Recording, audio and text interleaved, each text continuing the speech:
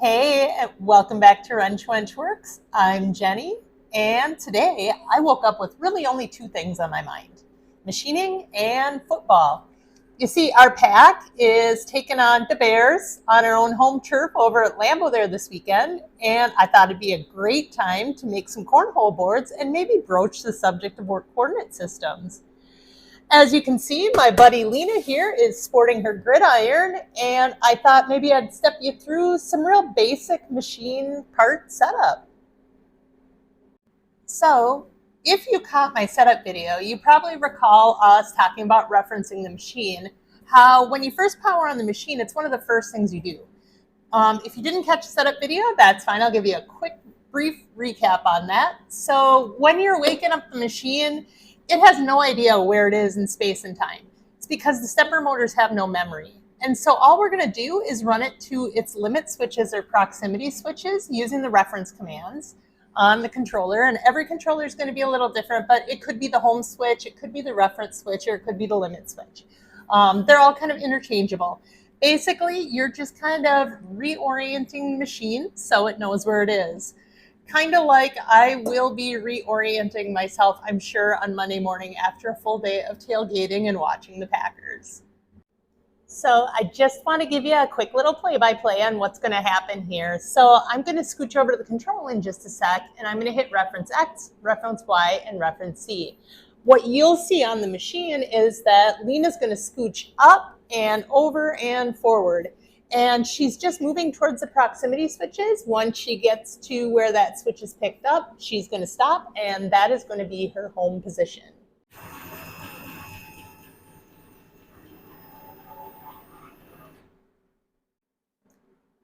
I'd like you to take a gander here at the main screen on the controller. If you're very new at this and it seems a little overwhelming, don't worry, I'm going to break it down for you. And today we're going to primarily be focusing on this center part of the panel. You'll notice here we have these little green lights. Those are the reference buttons I hit to home the machine. So when I home the machine, I hit ref Z, ref Y, ref X. Now, there is no right or wrong way to do this. However, I like to do reference Z first always, just in case that there's an obstacle on the table. I like to send the head up first so I can clear anything that might be sitting on the table. Because if you hit X, Y, and Z, it's going to take off in that order. And if you do have something that's laying on the table, a fourth axis or a vise or some form of fixturing, it's very easy to ram into it. So in this case, our machine is already referenced and we're still sitting in that position. And what I'd like to do is scooch on over here to the offset tab. And I'd like you to take a look. We are in work offset. There's also a tool offset tab. We'll get to that later. In this case, we're going to look at the work offset tab. For this example, I've already named some of these positions. So you'll notice there's an ID. So when you see numbers like G54, that's actually a position. Now in this video, we're going to consider that our snap position. But we're not ready to snap yet because we just got to the field. And so we are currently going to be sitting in the locker room. Now, this is not something you normally have to do with startup, but this is something that I just want to run through with you real quick, just so we can illustrate how positioning works on the machine tool. So the number I want you to think about right now is G59. And now there's a bunch of numbers already in there. We're going to be clearing those. Those are from a previous job. But I want to show you how I do that and how this position, where she's sitting at home, is going to relate to future positions as we're setting up the machine tool. Let's move her over back to the main screen here real quick once. And so we're back in the main screen. You'll notice we're still in that G54 position. And remember, G54 is our snap, and we got to get our uniforms on before we snap. So we're still in the locker room. So what I'd like to do is change this position dashboard to G59. In order to do that, I need to give the control a command telling it, hey, could you toggle over to G59? In this case, we're going to click in this field here. You'll notice it says MDI. All MDI stands for is manual data input. it's where you put one-line commands for the control. And in this case, nice and easy, lemon squeezy, we're going to go ahead and just hit G59 and enter. And now you'll notice it switched over to G59. So now we're dealing with that G59 position. And those numbers that were sitting in there before actually are now in X, Y, and Z. But as we're going to label our current position, where the machine is sitting right now, that very home position, that locker room position, we're going to go ahead and zero out this position. So we're going to hit X0, Y0, Z0, and you'll notice it just zeroed it out. So now we basically named the position where the machine is sitting, G59, 0, or X0, Y0, Z0. And if we go over to the offset tab, you'll notice now all those numbers are gone. And so now Lena's locker room is actually X0, Y0, Z0. And so we're going to remember that as our very home position for the machine tool. So you're probably thinking, Jenny, why the heck are you standing on your machine? It's not safe. Don't worry, we're e-stopped. And I just like to say that I'm a girl out standing in my field. Now, technically, I'm actually standing up here for scale, just to give you an idea. So take note, I haven't actually moved her position at all. Head still up, everything's still moved over and forward. So I'm still at that machine home or locker room position. Now this position is right at the cusp of where the field begins. If you recall from other videos, I talked about X travel, Y travel, and Z travel. So in this case, we're going to think of it in regards to how much she can move along this field. So in Lena's case, she has from sideline to sideline, or the x-axis, 24.75 inches that you can place apart and make a play. In Y, she has a whopping 55.75 inches from end zone to end zone. And in Z, we're going to call that ball position because that's where the action's at with the tool. And that tool can move up 6.7 inches total. So who's ready to leave the locker room? It is time to flip the coin. And where do we flip the coin? Well, we flip the coin on the 50-yard line. Well, where on the field's the 50-yard line? Well, it's halfway across the field. How are we going to get there? I'm so glad you asked. So we are currently sitting here in the locker room. Now, before people go, but Jenny, when are you going to talk about the Cartesian coordinate system? We're going to get there, but I have it set up right now, so we are working only in the positive coordinates. So all you have to worry about is positive numbers for the time being. So in order to get to the locker room, we have to transverse across half the field, right? Well, we know that the field is in length 55.75 inches and across it's 24.75 inches. So we need to move half that distance so we can go flip a coin. How are we going to do that? We're going to do it with the manual data input screen. So in order to move across the field, we're going to need to know three things. The machine's going to want to know, how fast do you want me to move? Where do you want me to move from? And where do you want me to go? And if you can remember those three things, I promise this is going to be much simpler than it sounds. So there's really only two rates that you can move on the table. I mean, there's multiple rates, but two movement types. You're either in a sprint or you're at a walk. So you'll hear the term rapid. That's a sprint. A walk is a feed rate, and that's adjustable. That is something that as you're feeding through the material, we're going to get to at another time because there are a couple other pieces that go along with feed. But in this case, rapid's rapid. Rapid is basically saying, I want you to book it as fast as you possibly can to this location. So the code for rapid or booking it is simple to remember. It's go, only it's G0. Not GO, it won't take GO, but think go, pack, go. G0 is the command for let's get there quick. So the second question it's going to need to know is, well, where are you coming from? So remember, we're still in the locker room, and if you remember, we designated that locker room as G59.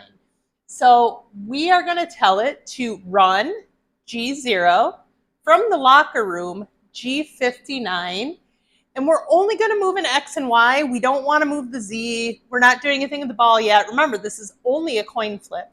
So to get to the 50-yard line, we have to go half the travel of the machine. I already did the math for you, but half of that 24.75 from sideline to sideline is going to be 12.375, and half the travel from end zone to end zone is going to be 27.875. And that is what we're going to put in the control. We're going to hit enter, and she should book her right to the 50-yard line. All right, we're about ready to do this thing. In just a moment, I'm going to click in the MDI field. I'm going to type in G0, G59, X with its coordinates, Y with its coordinates, no spaces, and then at the very end, enter. When you think enter, think execute, and know that as soon as we hit enter, the machine's going to start booking it. One or two other little things that you may want to notice as we do this thing, and I will make sure I back out of the way so that you can see this for yourself. Once I hit enter, you may notice that in this long gray box, which is a graphical representation of the work envelope, or in this case, the field, you'll see a faint gray line kind of moving across. That is the location of the tool as it's transversing across the field or the work envelope. So without further ado, let's give this a go and see how she does. G0 or G0, G59, X, 12.375, Y is 27.875, and enter.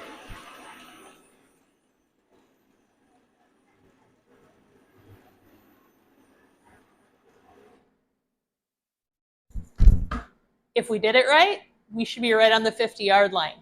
Let's take a look.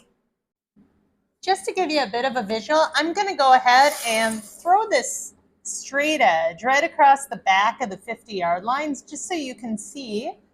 I'm going to go ahead and drop the Z-axes just because I know that from this perspective it's awfully hard to see what we're above, but we're going to go straight down here. And if you look, she falls right in the center of that 50-yard line. Well done, Lena. Well done. We're about ready to play some ball.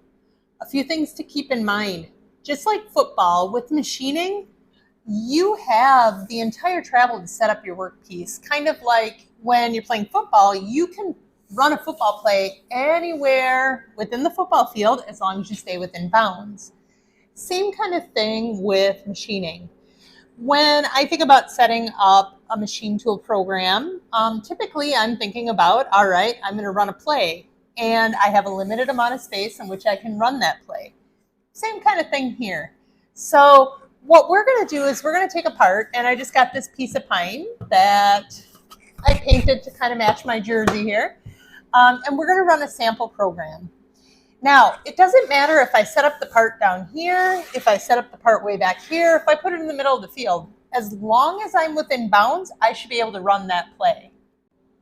One thing I forgot to mention before I do this thing is if you watch my other videos, you'll probably recall me saying that Lena here, she doesn't suck because she ain't got no vacuum table. So how we're going to fixture this part is my football field here is actually just MDF board. It's just a waste board. I'm just going to knock 4 little screws into each corner, and we're just doing kind of a little milling out pocket program here, so it's not a big deal. I'm not worried about her scooching anywhere. We're using a real small tool. So what I'm going to do is I'm going to jump off real quick. I'm going to screw this into the table, and I'm actually going to set up the tool that we're going to run for this, and we can set up our snap position next.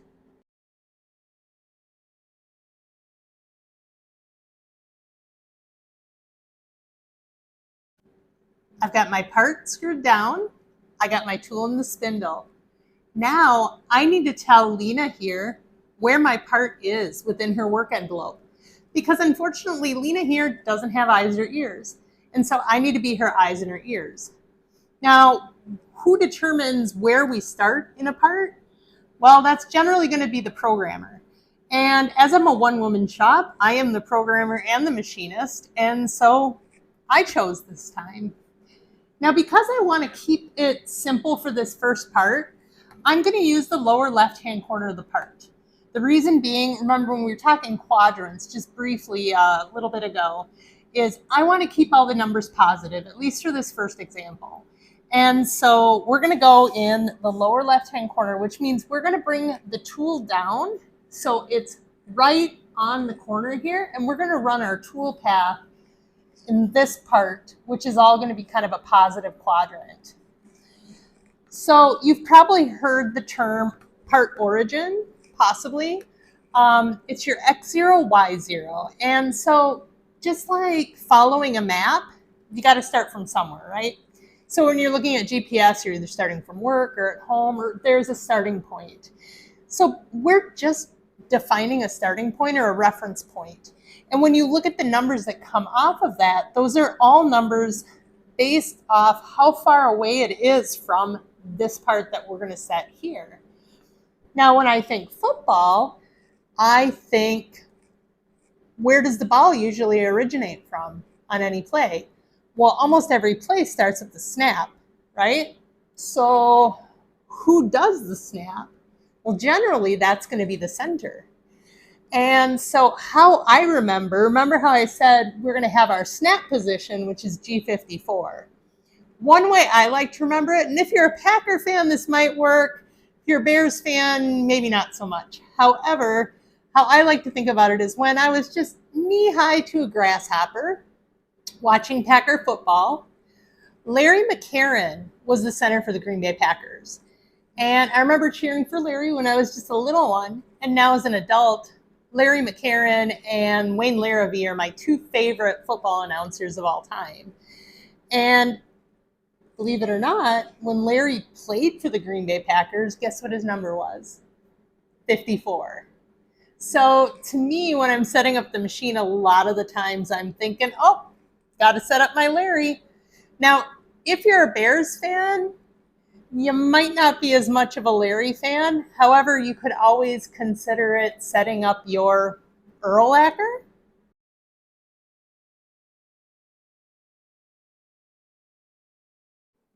Okay, before we set up our G54, let's take a look at the control. And I'm glad we did, because you'll notice here, we're still in position in G59, which the control still is basing its coordinates off where we started in the locker room. Now we're not dealing with positional movements from the corner of the work envelope anymore. We're actually dealing with the part.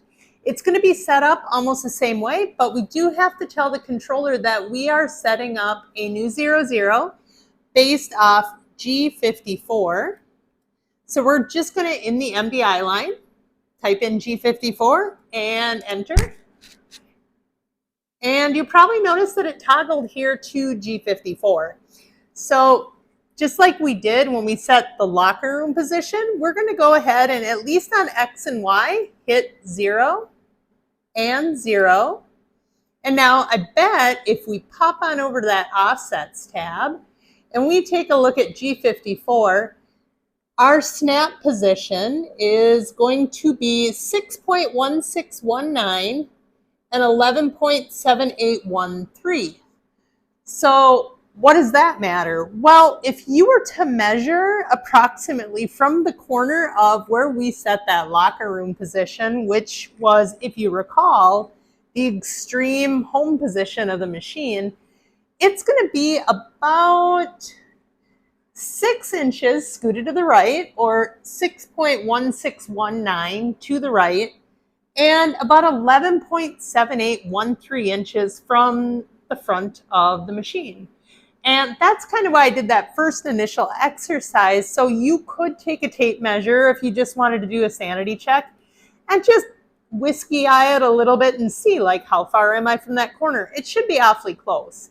And to me, I just like to have that frame of reference, like, how far is that position from the home switches? So if something looks a little hairy, I might have fat fingered something, or maybe set something at the wrong time or the wrong place, or maybe set up the wrong offset. So to me, it's just one of those safety things. So when you're running a machine tool, there's so many different things to keep in mind. And so any little safety tricks that you can come up with that's kind of a gotcha in case you do something wrong is always going to be beneficial in the long run. So now we're going to set the Z, which we could set it on the corner here, but because we're just on the tail edge of the part, I'm going to feel a lot better if I lift up the head and I pick up the Z in the center of the part. And I know a lot of people are used to seeing the paper trick where you throw a piece of paper underneath there and let it drag a little and set it 3 thou above the part. I'm going to give you a little bit bigger known number, and so I want to show you how I do it. Reason being, most of my career has been working with things like molds, and you have parts that you really don't want to scratch. And it's really easy to go through paper. And so I like to have a good sure surface that I can set up my work coordinate system on without risking damaging a really expensive part. So we'll pop over here and I'm going to show you how I set that Z0 for the tool length. We're going to set up the tool length offset in Lena here. And I don't have a tool changer, so we're just going to do a manual tool change based off where I programmed Z0, which is going to be the top of the stock. I'm going to run the tool to the center, and then I'm going to bring her down slowly. And as I'm bringing her down, I'm going to take this 1, 2, 3 block, and I'm going to bring the tool down until I feel a little bit of light resistance on top of the 1, 2, 3 block. And if you're not familiar with 1, 2, 3 block, this is kind of one of those essential machinist tools that you'll see a lot of people keep in their box. They're dead nuts handy for so many different things. I could do a whole segment on just 1, 2, 3 blocks alone. However, for this case, I'm just using it as a gauge basically because I know the dimensions of it. I ground these myself, and I happen to know that it is exactly 1 inch from this way, 2 inches this way to this way, and 3 inches from this way to this way. Hence the name 1, 2, 3 block. So in this case, I just like to grab it this way, and we're going to measure 2 inches from the top of the stock here. And so we're going to throw the gogs down. We are going to slide back. We're just jogging here.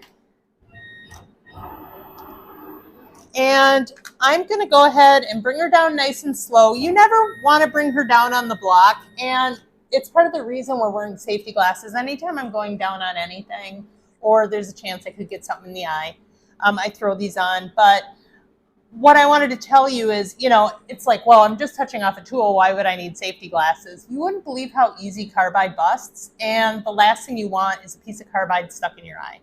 And so what we're going to do is go down and get kind of close. You might even go a little past. So here I'm just a little past. What I'm going to do is just slowly creep up in the Z-axis. And once I clear it, might be going a little too slow here. There we go.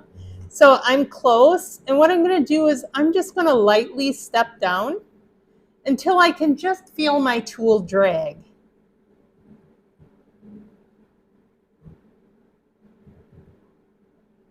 And if you have a gauge block set, don't use a good gauge block for this because the carbide will scratch the top of your part.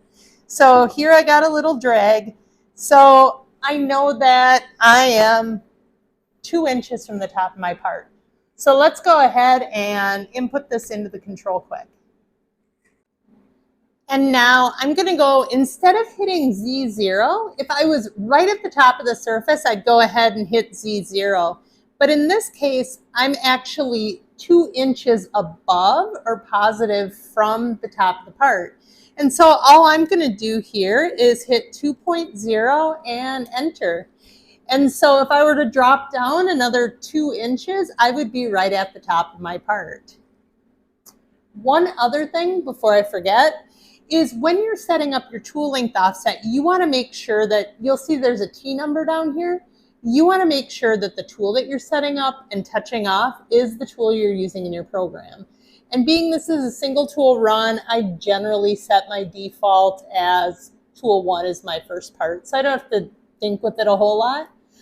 Because there's nothing worse than getting almost done with the setup, bringing that tool down and realizing that, oh shoot, the tool that I set up is not the right part. And then you have to go all the way back around and touch off that tool again. So in this case, we got tool 1.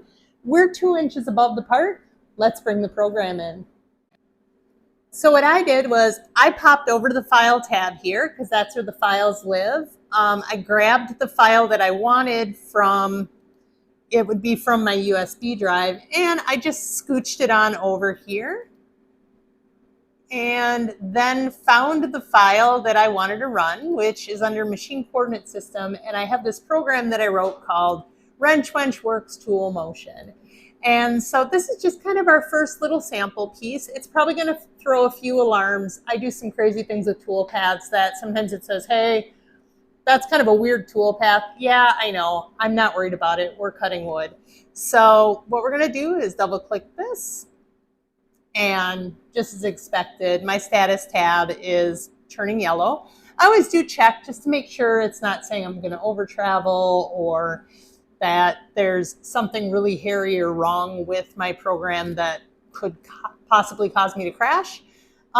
Here, it's just telling me that I have arc segment errors. The controller doesn't really love some of the splines and stuff that I add to my geometry, and I don't really care because she'll cut, and that's all that really matters to me at this point. So we're going to go ahead and clear that message. I'm going to scooch over to the main control tab, and there you can see in the graphics screen, it's actually displaying the tool path. It looks like a picture. It's supposed to, because we're just carving out this little graphic that I whipped up quick. And you'll see we're looking from a top view. If you ever want to see like how deep you're going, you can go ahead and flip over to a front view. And here we're going 150 thou. We're not going that deep.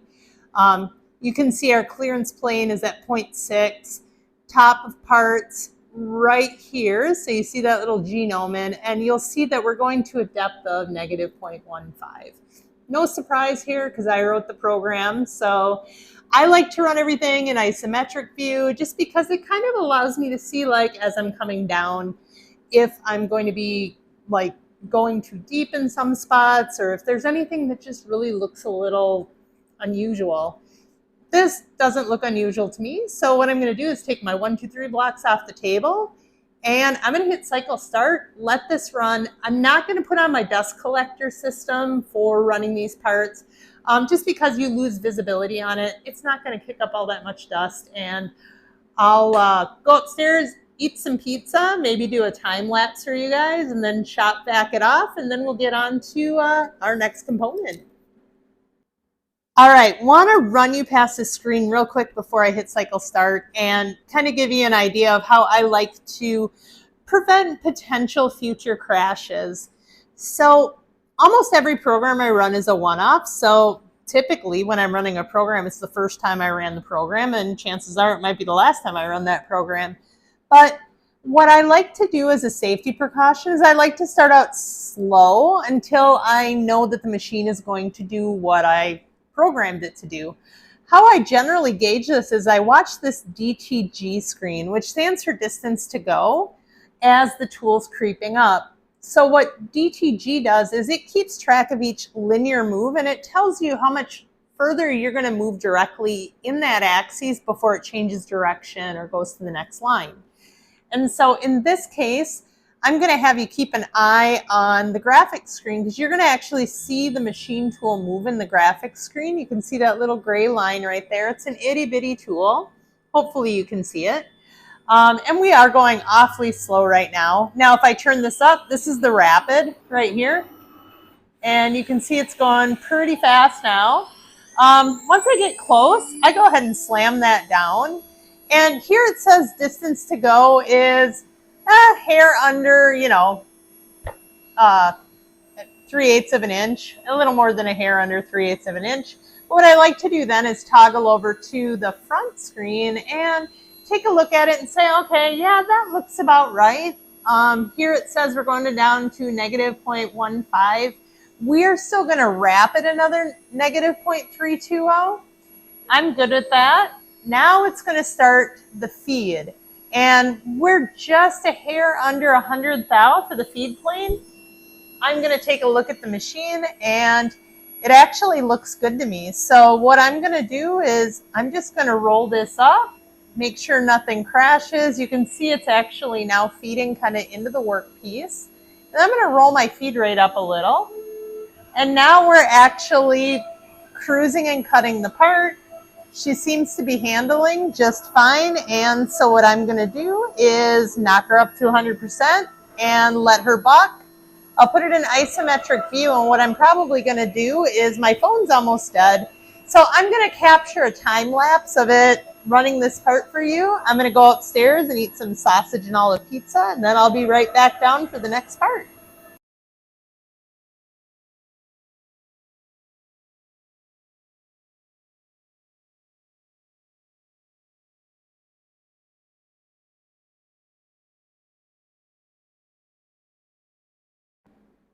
First part is cut, and here she is.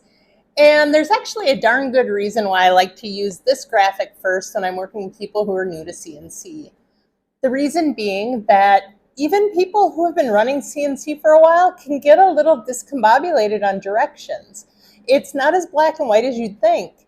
So Lena's real simple. If you recall, we set this part up on that corner, and when you look here, if the tool's moving that direction, it's moving in the positive direction. And if the tool's moving in that direction, it's moving in the positive direction. Makes sense. So you jog the machine that way because the tool moves with the gantry in both directions.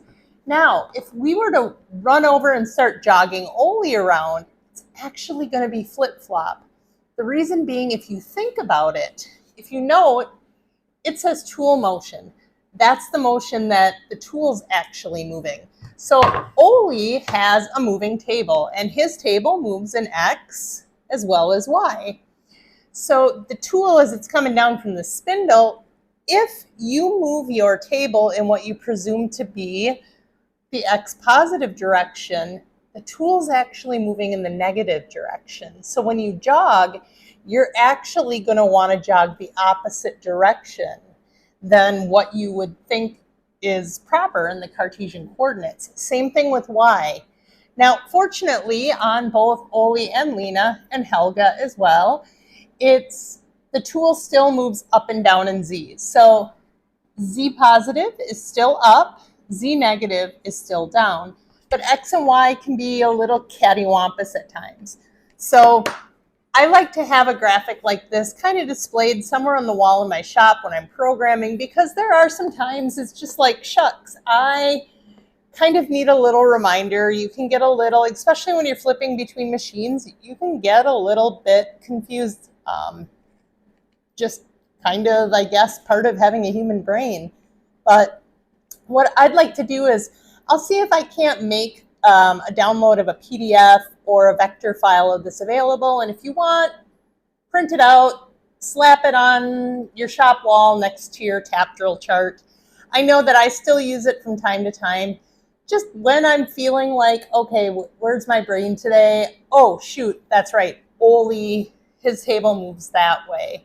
Now, on your part, it's going to be the same. I'm just talking about motion. So we're going to talk for a second about Cartesian coordinates, and I'm going to use our next part as an example, and we are going to set up our G54 this time on the center line.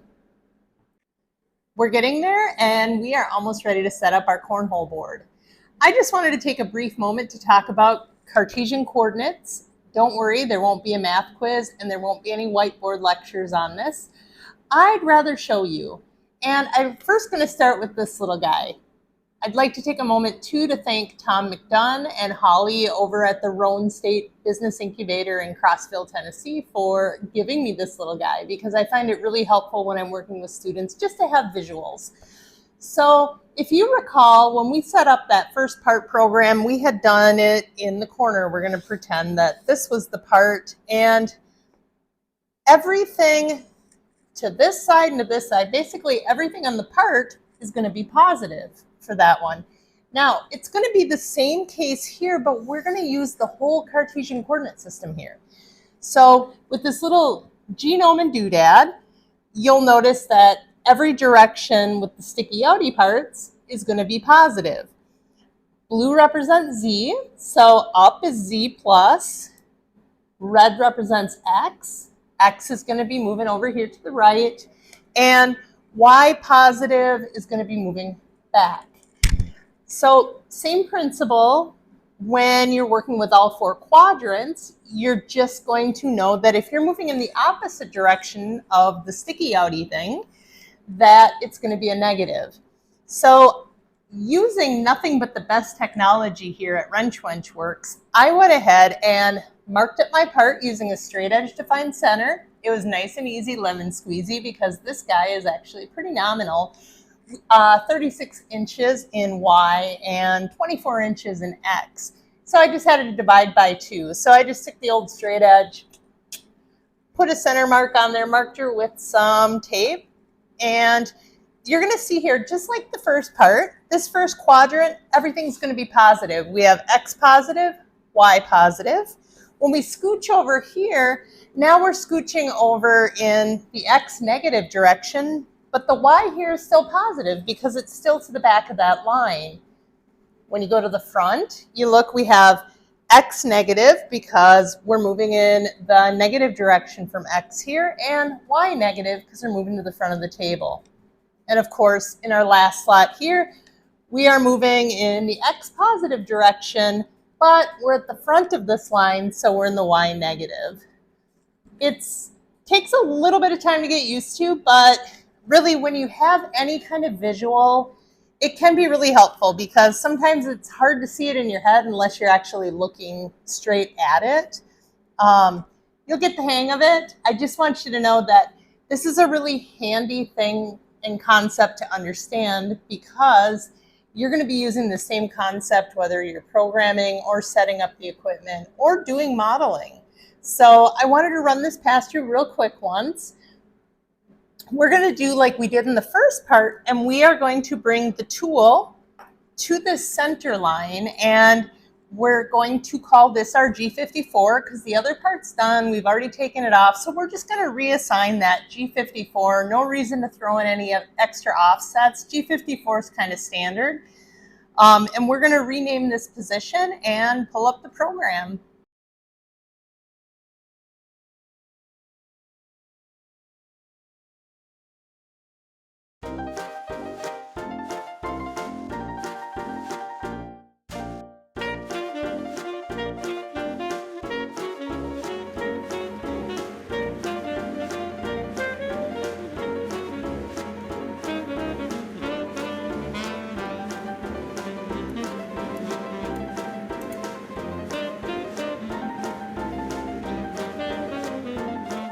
So we got our material both taped and bolted down to the table, and it probably seems like overkill, and you're probably thinking, gosh, Jen, you use an awful lot of carpet tape. And at times I do. So in this example, I'm just using an old piece of ply that was sitting up in the rafters for 3-4 years, and I just wanted to make sure that she's laying as flat as possible. Reason being, I am using a smaller tool to cut the detail on the graphic that I put on this cheese board, and I don't want a big old bow in the center because otherwise she'll just end up plowing through there. Again, the tool and Lena, neither one of them know if the material has any bows. So it's kind of critical to make sure that you are able to get your part as flat as possible.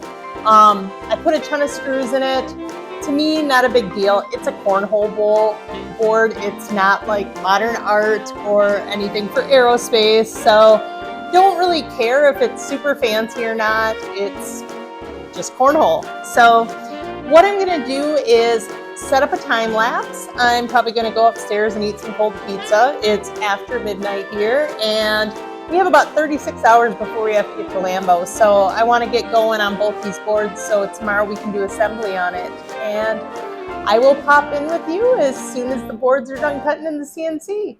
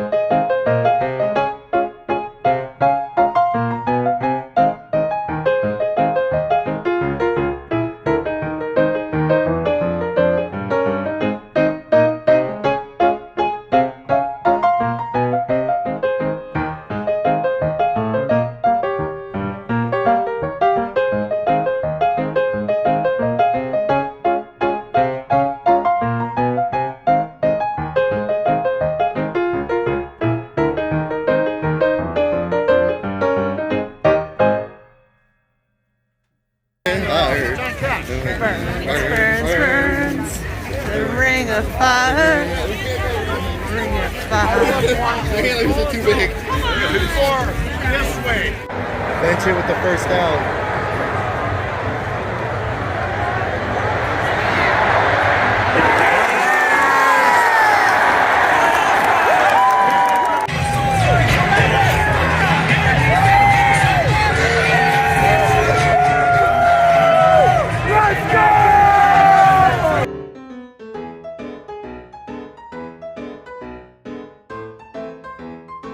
Hey, Jenny here with your post-Lambeau update. So yesterday, we came, we saw, and we conquered. And you know, the Packers didn't look too shabby either, defeating the Bears and cinching our spot in the playoffs for the season. So well done, fellas. So anyway, you know, we're not feeling too worse for the wear this morning after a full day of tailgating, footballing, and celebrating. In fact, the fellas managed to sink their bags into a few cornholes along the way. And as we like to say at Wrench Wench Worx, that's what cheese had. Anyway, go ahead and hit that ding-a-ling bell if you like the content, or I don't know, hit that big finger a few times. And if you don't like the content, chances are you may be a Bears fan. And I just want to let you know, it's okay, your feelings are valid. You are allowed to feel a little salty and a little sad. Just know that we'll meet you next year at Lambeau again. So go ahead and drop in the comments if you have any other questions, or if there's any CNC question that's really bothering you, and I'll find a way to make it make sense. Until next time, this is Jenny from Wrench Wench Worx, and thanks for joining me.